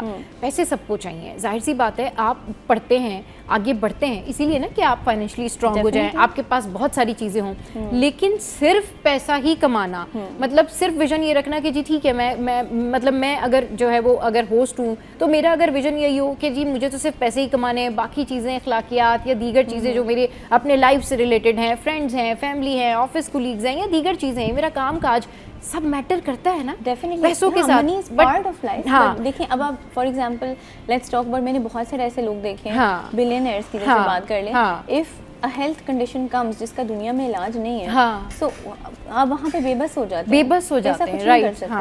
I like spend most of my life in US. वहाँ पे मैंने देखा है बड़े बड़े मैंशंस बने हुए हैं जिसके अंदर आपको सिर्फ कोई एक जो है वो बुजुर्ग आदमी या बुजुर्ग औरत मिलेगी जिसके पास पैसे बहुत ज़्यादा हैं, बट उनकी जो औलाद है they don't have time for them, क्योंकि उन्होंने वो कनेक्शन, वो रिलेशन बिल्ड नहीं किया। That's the main thing. So उनके वो मैंशंस, उनके जो बैंक अकाउंट्स हैं, लेकिन नॉट लाइक वो रिलेशंस बाय नहीं कर सकते। इसमें पेरेंट्स का बड़ा किरदार होता है कि जब आप अपने बच्चों को ग्रो अप कर रहे होते हैं, पेरेंट्स, हमारे पेरेंट्स जो हैं, जब वो हमें ग्रो अप कर रहे थे, हमारी तरबियत करते, अभी तक तरबियत करते, तो वो यही कहते हैं जी ठीक है, हर चीज़ का हल ये नहीं होता कि आप पैसों के पीछे दौड़ें। ज़रूर आपको फाइनेंशियली स्ट्रांग होना चाहिए, आपके पास सारी चीज़ें होनी चाहिए, लेकिन आपके पास ये सारी चीज़ें मेहनत से आनी चाहिए। और दूसरी बात ये कि इसके साथ साथ आप अपनी पढ़ाई भी जारी रखें, आप अपनी फैमिली वैल्यूज़ को भी जो है ना वो वैल्यू रखें। तो प्रॉब्लम ये होती है कि आजकल जिस तरह से ताज साहब ने ये बात की ना कि पेरेंट्स जो हैं वो बस वो भी लगे हुए हैं कि बस किसी तरीके से पैसे आ जाएं, मतलब बच्चे को पाकिस्तान से बाहर भेजना है, चाहे वो जाके वहाँ डिश वॉशिंग करे,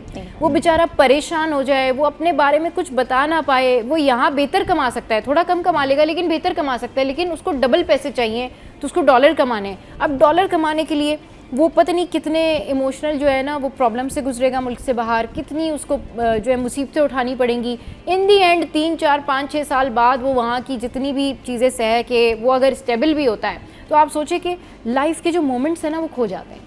सो सर, ये जो पेरेंट्स ने भी और जो बहुत सारे लोगों ने भी ये एक दौड़ लगा के रखी है कि बाय हुक और बाय क्रूक आप पैसा कमाएं, मतलब चाहे सोशल मीडिया पर आप कुछ भी करें आप पैसा कमाएं, मुल्क से बाहर जाएं आप कुछ भी करें आप पैसा कमाएं, इस रवैये पे आप क्या कहें?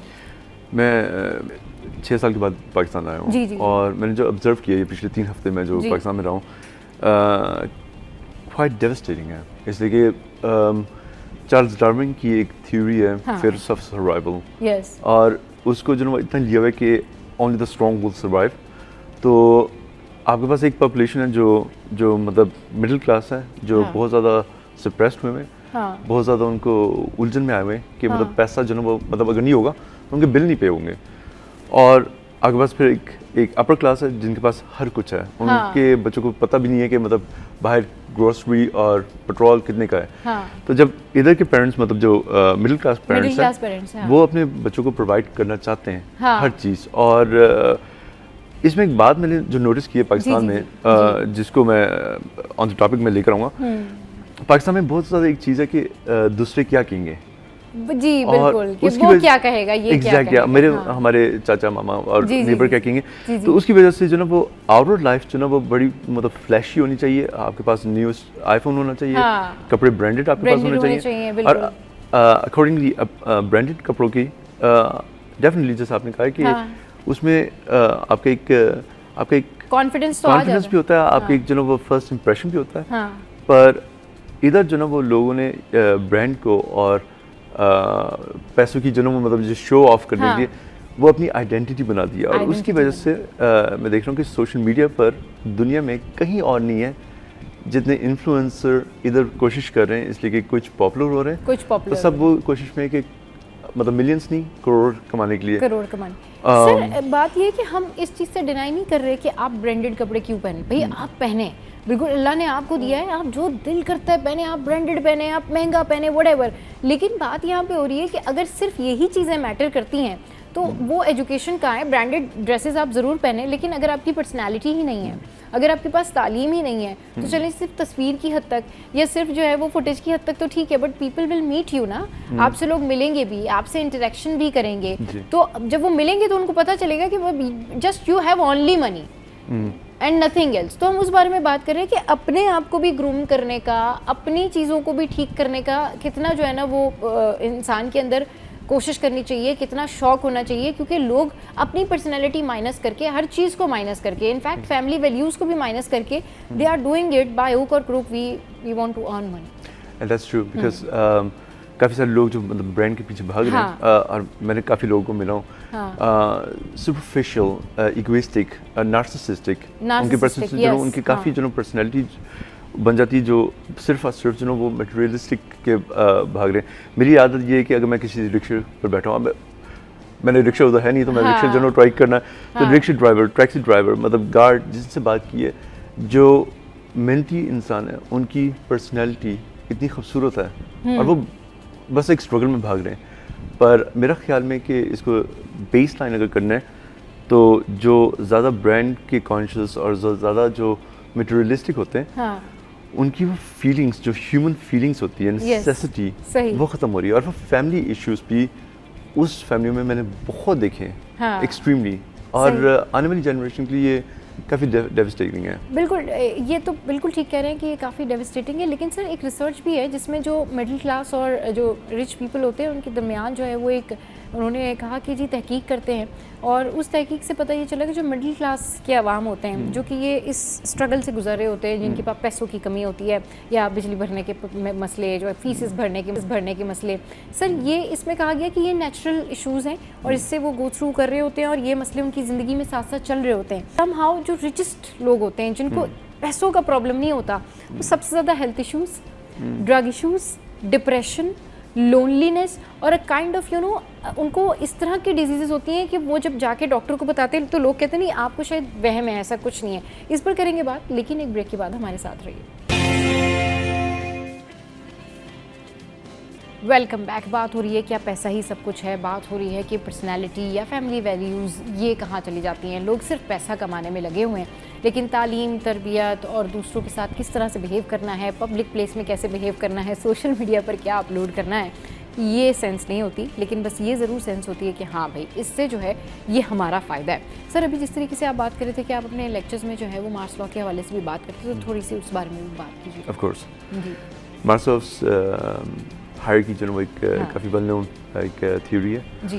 उसमें ये बेसलाइन कहा जाता है कि जो नेसेसिटी है, सर्वाइवल मोड जी, अब जहाँ जंग होती है उनको जो फैशन, उनको सोशल मीडिया, उनको जो कुछ और की सोच नहीं है, उनको सर्वाइवल मोड की सोच है।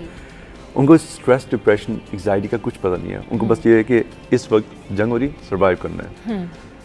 जब आपको सिक्योरिटी उधर आ जाती है तो आपके पास एक नेक्स्ट लेवल होता है जिसमें आपका मतलब शेल्टर, फूड वगैरह नेसेसिटीज़ जो होती हैं, और काफ़ी सारे जो मिडिल क्लास में वो उस सेकंड लेवल पर है कि फूड, शेल्टर हमने ये करना है, उसके अंदर बच्चे भी है, उसके अंदर फैमिली भी है, जो मतलब जो लग्जरी चीज़ है।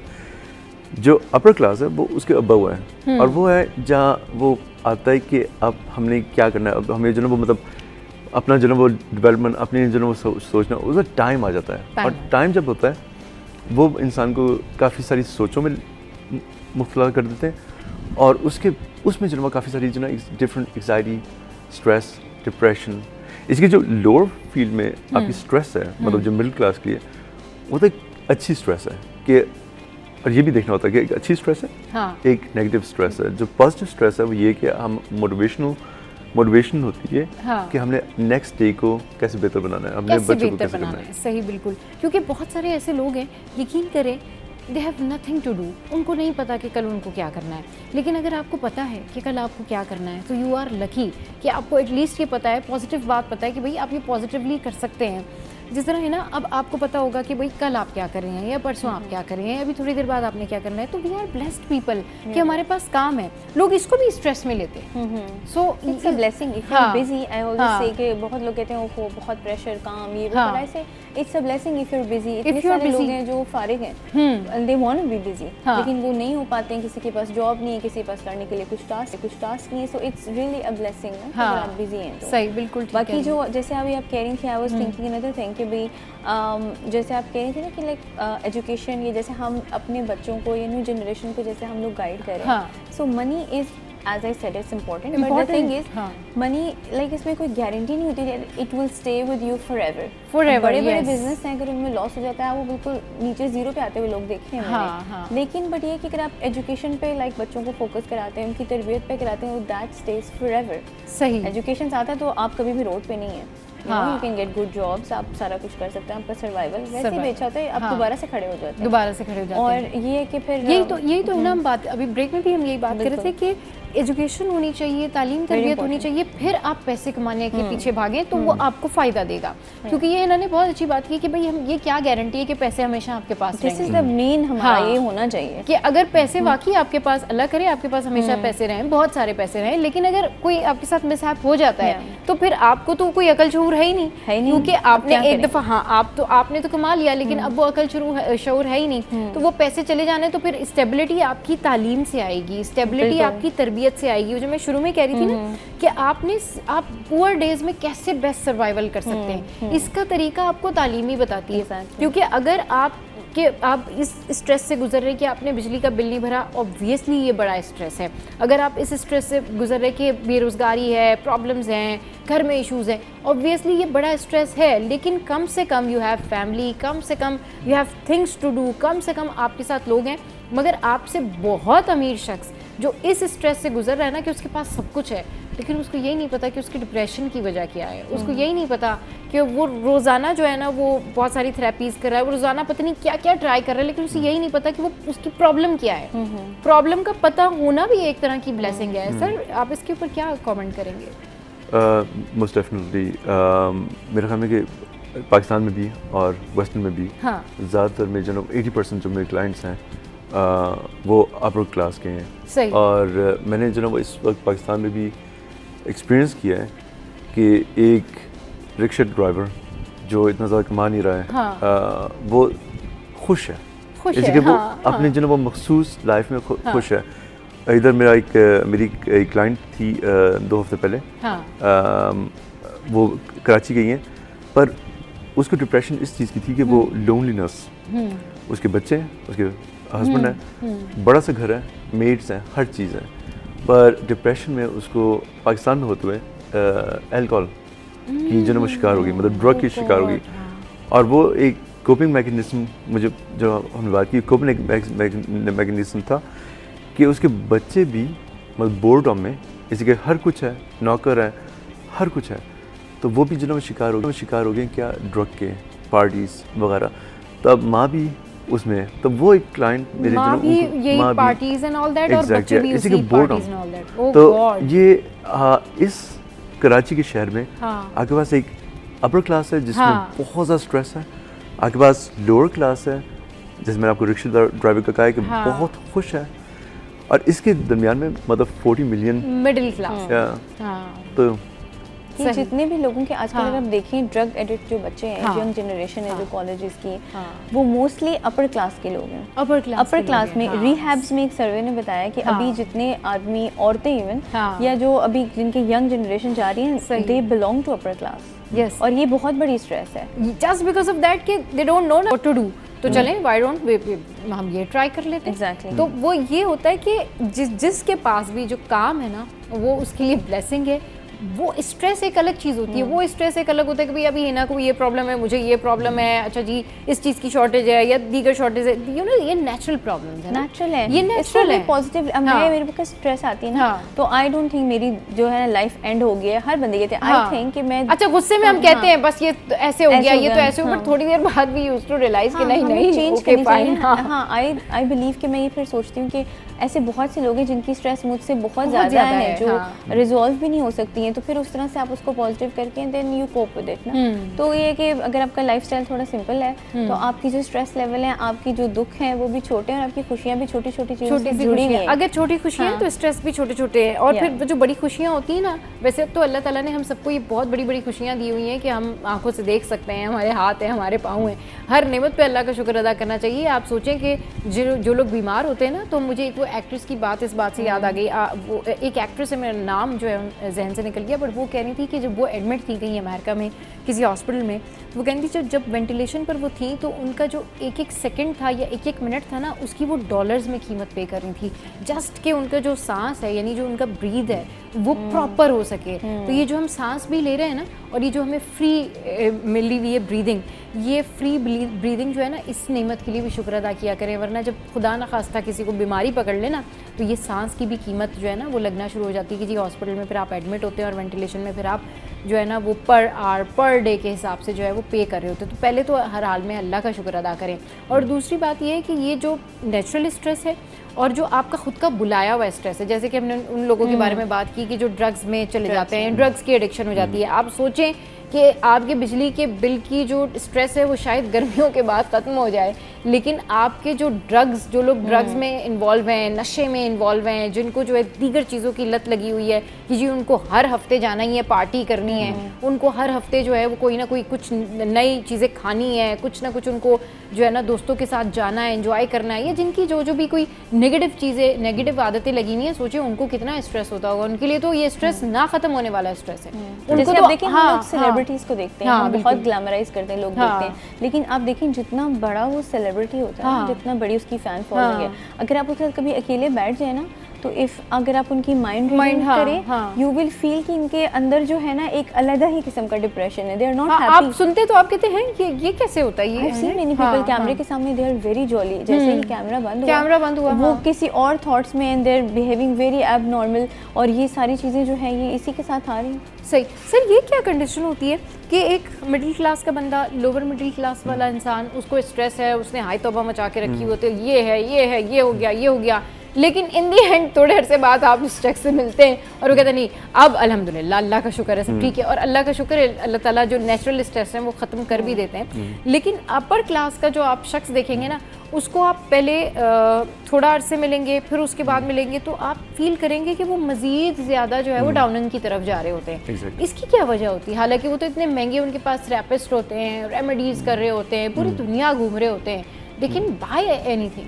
वैसे बहुत अच्छा सवाल है। इसलिए कि जो ना वो आपने जैसे अभी बताया कि शुक्रगुजार, मतलब कि थैंक्सफुलनेस, ग्रेटफुलनेस, ये एक सबसे बड़ी एक स्ट्रेस रिलीफ का काम है। आप इसमें जो ना वो मेडिटेशन करें, और वर्ल्ड वाइड है ये। अब तो हमारी तो नमाज है कि मुसलमान नमाज पढ़ के जो मेडिटेट करते हैं, वेस्टर्न वर्ल्ड में जो ना वो मेडिटेटिव, बुद्धिस्ट मेडिटेटिव, मतलब योगा वगैरह स्ट्रेस रिलीफ के लिए करते हैं। जो आपका सवाल है कि जो लोअर क्लास और मिडिल क्लास है, उनकी स्ट्रेस रिलीफ ये होती है कि वो थोड़ी देर बाहर चाय के अड्डे पर बैठ के थोड़े से जो ना वो अपने दोस्तों की यारों के साथ बात कर ली, या मतलब अनफॉर्चुनेटली डांट दिया बच्चों को, ये मतलब स्ट्रेस रिलीफ है। जो अपर क्लास का है, और ये बहुत इंपॉर्टेंट चीज़ है, जैसे कि अपर क्लास जो ना वो यहाँ इधर हो, अमेरिका में हो, यूरोप में हो, ब्राज़ील में हो, कहीं भी हो, उनकी ड्रग लेना ये नहीं है कि वो ड्रग ले रहे हैं और उनकी जो ड्रग एडिक्शन में आ गए, वो इसलिए कि वो कोपिंग मैकेनिज्म है, एक मतलब उनसे एक मतलब छुटकारा अपनी जो वो मतलब स्ट्रेस लाइफ से लेना है। और ये समझना चाहिए कि जब हम उनको देखते हैं जो अपर क्लास के ड्रग्स लेते हैं, that's something, that's a get away from something. उनकी एक रिलीफ करने के लिए, अपनी स्ट्रेस रिलीफ करने के लिए वो ड्रग्स में आ जाते हैं।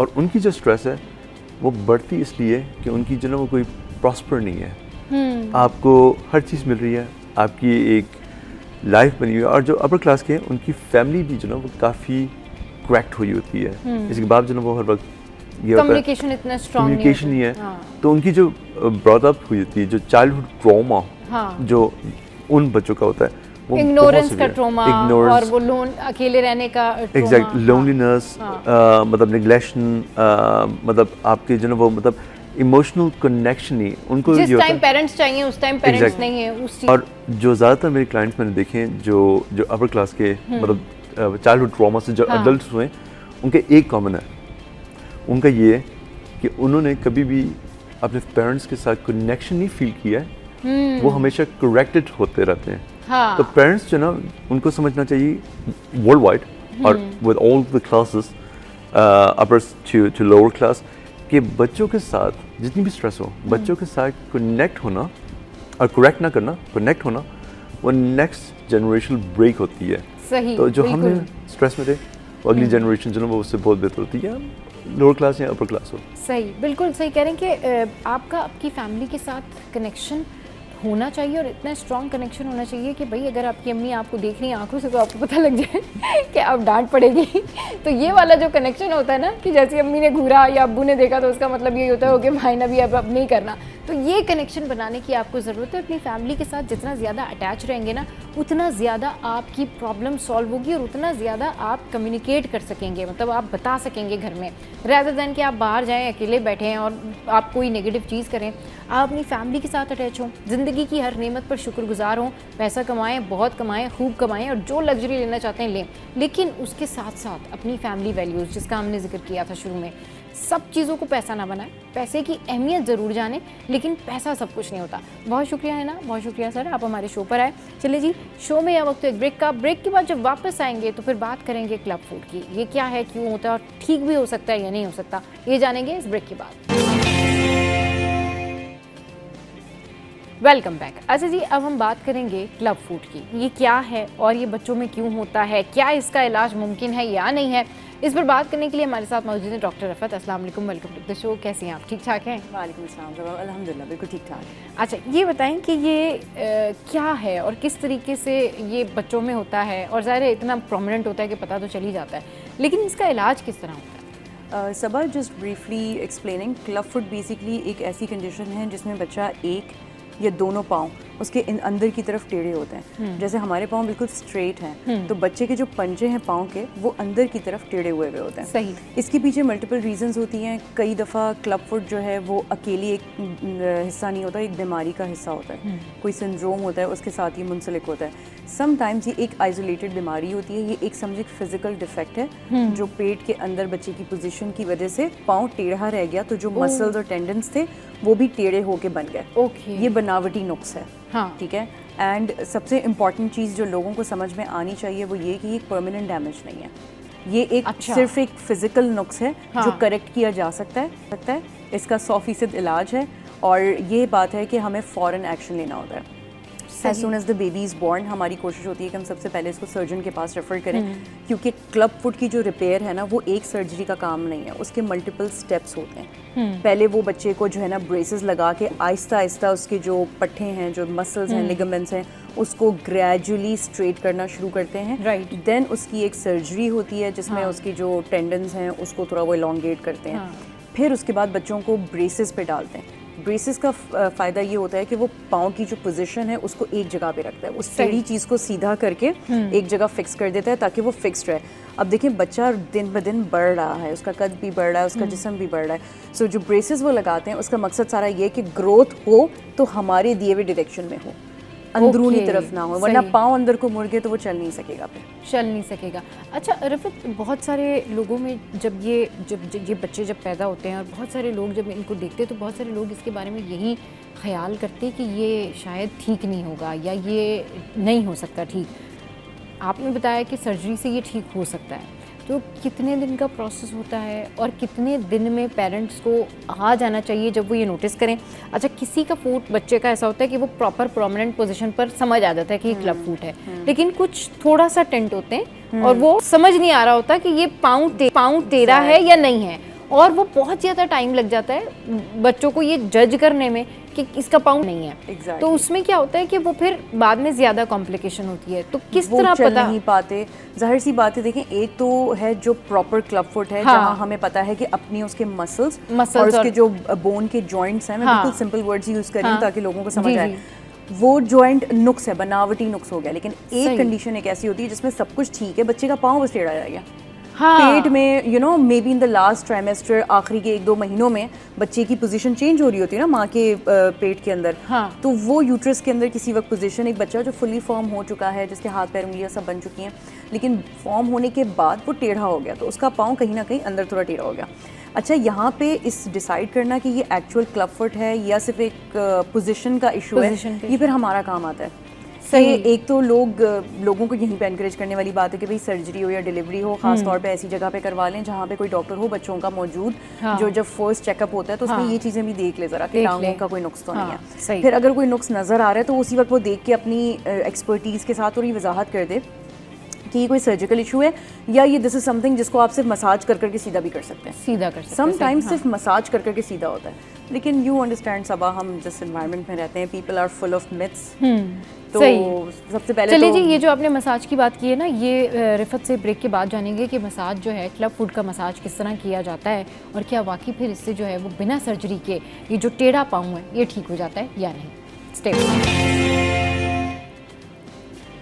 Welcome back. तो बात हो रही है क्लब फुट की, यानी टेढ़े पाँव की, जो पैदाइशी बच्चों में मौजूद होता है, तो इसका इलाज क्या है। अब रफत से पूछते हैं कि रफत सिर्फ मसाज से ये ठीक हो जाता है? देखें सबा, अगर ट्रू क्लब फुट है ना, जिसमें वाकई हमें पता है कि हड्डियाँ और जॉइंट टेढ़ा हो चुका है, उसको आप मसाज से कुछ नहीं कर सकते। अच्छा। आप मसाज करके सिर्फ और सिर्फ उस बच्चे की तकलीफ बढ़ाएंगे और बल्कि टीयर के चांसेस ज़्यादा हो जाते हैं। हम जॉइंट को डिसलोकेट कर सकते हैं अपनी जगह से। सही। तो वो एक ऐसी चीज़ है जिसको 100% आपने डॉक्टर के पास लेके जाना है। ये जैसे मैं बताया पैदाइशी नुक्स है, ये पैदाइश के बाद ही फ़ौरन पता चल जाता है। बिल्कुल बेबी बॉर्न हुआ, अगर कोई डॉक्टर देख रहा है तो पेरेंट्स से पहले तो डॉक्टर देख लेता है कि इस बच्चे के साथ ये मसला है। लेकिन अगर किसी ऐसी जगह डिलीवरी हुई है जहाँ डॉक्टर मौजूद नहीं था, तो वहाँ पेरेंट्स जो है ना, पहली बार जब डायपर चेंज कर रहे हैं, बच्चे को टटोलते हैं ना, उनको उसी वक्त नज़र आ जाता है कि पाँव बहुत एक ख़ास एंगल में टेढ़ा हुआ है और वो हाथ से सीधा करने में भी सीधा नहीं होता। तो वहाँ पे अंदाज़ा हो जाता है कि जब वो आपके हाथों से सीधा नहीं हो रहा, दैट मीन्स ये एक बर्थ डिफेक्ट है, ये ट्रू क्लब फुट है और इसको आप मसाज से ठीक नहीं कर सकते। You have to take it to the surgeon. वो आपको हर हाल में ऑर्थोपीडिक सर्जन के पास जाना पड़ेगा, उसके जाना पड़ेगा। सही। अच्छा, ये बताएं कि जो अभी आपने ब्रेक में जैसे आप बता रही थी कि मसाज से भी कुछ ऐसे जो है वो पाँव होते हैं जो सीधे हो सकते हैं, वो कौन सी जो है ना, वो वही मैं कैफियत बता रही थी। देखो, जब बच्चे के पाँव टेढ़े आपको नज़र आते हैं पैदाइश के फ़ौरन बाद, ठीक है, आई एम टॉकिंग बिल्कुल न्यूबॉर्न बच्चा 2 सेकंड हुआ पैदा हुआ, तो हम लोग जो है या जो भी स्टाफ है या नर्स है जो अटेंड कर रहा है बच्चे को, वो कोशिश करते हैं पाँव को जब टेढ़ा देखते हैं तो हाथों से सीधा करने की। अगर वो सॉफ्टली हाथों से सीधा हो जाता है, सीधा होके फिर वापस अंदर टेढ़ा हो गया, दैट मीन्स कि ये पैदाइशी नुक्स नहीं है, this is not true club foot. बच्चे का पाँव बन गया था सही से, बस वो पेट के अंदर टेढ़ा हो गया जब बच्चा अपनी पोजीशन चेंज कर रहा था। वो जो कैफियत है वो सिर्फ एक मस्कुलर डिफेक्ट है, यानी कि सिर्फ पट्टे हैं जो थोड़े से टेढ़े हो गए, उसको आप मसाज कर करके विद टाइम ठीक कर सकते हैं। ऑफ कोर्स उसमें भी ओपिनियन लेना ज़रूरी है कि आप एक दफ़ा एक्सरे करा के तस्दीक कर लें कि अंदर से जॉइंट तो सीधा है ना। ट्रू क्लब, ये जो क्लब फुट है ये क्या होता है जिसको आप कह रही हैं कि ये पैदाइशी नुक्स? जो ट्रू क्लब फुट है ना, उसमें आपके मसल्स, आपके जॉइंट्स सब इन्वॉल्व हैं। ओके, वो है ही टेढ़े फिक्स हुए हुए। सही, मतलब यूँ समझो आप किसी चीज़ में स्क्रू लगा रहे हो, वो स्क्रू टेढ़ा आपने उसमें वो बाय बॉन्ड जो है ना वो मुड़े हुए मसल्स। वो एक ऐसा नुक्स है कि जिस वक्त बच्चा यूट्रस के अंदर था, हवल नाल में था, और उसकी बॉडी और जॉइंट्स जब फॉर्म हो रहे थे उसी वक्त वो जॉइंट टेढ़ा बैठ गया, तो वो पाँव टेढ़ा ही रह गया, तो उसको आपने जॉइंट के साथ सर्जरी करके ही सीधा करना है। सही। Other kind of mistaken club foot, जो ट्रू क्लब फुट नहीं है, वो कैफियत है जिसमें सब कुछ बच्चे का जिस्म बन गया, बिल्कुल आखिरी टर्म जो चल रहा था उसमें बच्चे की पोजीशन की वजह से पाँव जरा टेढ़े रह गए, तो उसको आप मसाज करके सीधा कर सकते हैं, क्योंकि जॉइंट सही बैठा था, सब कुछ सही बैठा हुआ है, सब कुछ सही बना हुआ है, कोई बनावटी नुक्स नहीं है उसमें। सही। आपने सिर्फ उसको मसाज करके सीधा करना है। तो लाइक आई सेड कि ये डिसीजन भी मोस्टली पेरेंट्स हमारे पास ही लेकर आते हैं तस्दीक करने के लिए, क्योंकि अक्सर पेरेंट्स तो बहुत डरे हुए होते हैं, उनको लगता है कि भाई ये सारी ज़िंदगी बच्चा इसी तरह रहेगा, इसके तो पाँव टेढ़े हैं, पे कोई जिन तो नहीं चढ़ गया। एग्जैक्टली, हाँ, ये भी एक होता है कि कहीं जिन विन तो नहीं चढ़ गया, साया तो नहीं है किसी का। बिल्कुल, वी लिव इन मिथ्स, और वो यही कहते हैं कि इसमें मदर का क्या कसूर था। सबसे पहले तो आप हमें मदर के फॉल्ट्स बताएं। हमें लगता है माँ ने ये खाया तो इसलिए हो गया, माँ ने चांद गिरहन में कुछ कर दिया था, या माँ खुले आसमान के नीचे बैठ गई। तो क्या करना चाहिए मदर्स को ओवरऑल बिफोर दैट बर्थ, के उससे पहले कि उनको पता हो कि भाई इस तरह से वो हेल्दी बेबी जो है वो उनका होगा बाद में? देखो सब मोस्ट ऑफ द टाइम इसमें मदर का कसूर नहीं होता, क्योंकि ये तो एक फिजिकल डिफेक्ट है ना, इसमें मदर का हाथ नहीं था। नहीं, मतलब लोगों के हवाले से मैं बात कर रही हूँ ना, कि लोगों को अवेयरनेस देने की कि इसमें माँ का कसूर नहीं होता, इसलिए मैंने एग्जैक्टली सबसे इंपॉर्टेंट चीज़ तो हम लोगों को यही समझा रहे होते हैं कि देखो उस औरत के हाथ में नहीं, कौन सी माँ चाहेगी कि वो ऐसा कोई ब्लंडर करे कि उसके बच्चे को भी तकलीफ पहुंचे। ऑब्वियसली मदर की डाइट और न्यूट्रिशन बड़ा मैटर करती है, मदर का प्रॉपर रेस्ट बहुत मैटर करता है, कि वो किसी स्ट्रेसफुल सिचुएशन से ना गुजर रही हो, और वो किसी मल्टीपल इन्फेक्शंस के थ्रू ना गुजर रही हो। बच्चों में बर्थ डिफेक्ट्स यूजुअली उन केसेस में आते हैं, most of the time, not all the time, but most of the time birth defects उस वक्त होते हैं जब मदर अपना ख्याल नहीं कर पा रही होती, या तो वो बहुत स्ट्रेसफुल एनवायरनमेंट में है, या वो वर्किंग पर्सन है, उसकी बहुत ज़्यादा जिम्मेदारियां हैं उसके ऊपर, तो उसको वो एक स्ट्रेस फ्री एनवायरनमेंट नहीं मिल रहा है, वो अपना ख्याल ही नहीं रख सक रही है, तो जो पैदाइशी बच्चा है उसके साथ कोई ना कोई उस स्ट्रेस की अलामात रह जाती हैं। तो इस तरह के नुक्स फिर नज़र आना शुरू हो जाते हैं। अच्छा, जिस तरह से अब आपने बताया कि हम लोग उस दौर में रहते हैं जहाँ पर मिथ्स जो हैं वो बहुत ज़्यादा लोग फॉलो करते हैं कि भाई ये तो इसकी माँ जो है उसने कुछ किया होगा, या फिर ये कोई जिन का साया हो गया है तो पाँव टेढ़ा हो गया तो ये सारा कुछ हो गया। इसकी कितनी लिमिट होती है, कितने दिनों में आपको ये आइडेंटिफाई करके क्लब फुट का इलाज करा लेना चाहिए, और कब आप लोग ये कहते हैं कि नहीं अब मुश्किल है, अब ये नहीं ठीक हो सकता, अब डिले हो गया? देखें, क्लब फुट का इलाज फ़ौरन करना होता है।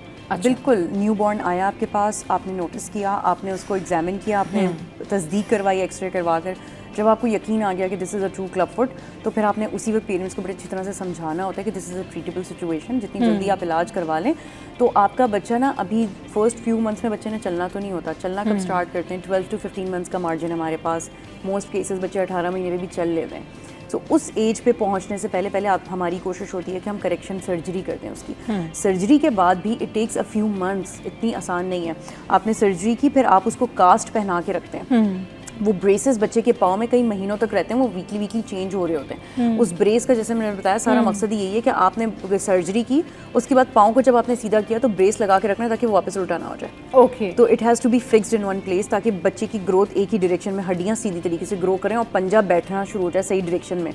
फिर उसके बाद जो है जब वो ब्रेस उतर जाता है, this takes a few months, 2-4 महीने लगते हैं इस चीज़ में। जब वो 2-4 महीने के बाद वो ब्रेस उतर जाता है तो फिर हम पेरेंट्स को मैनूवरिंग एक्सरसाइज सिखाते हैं।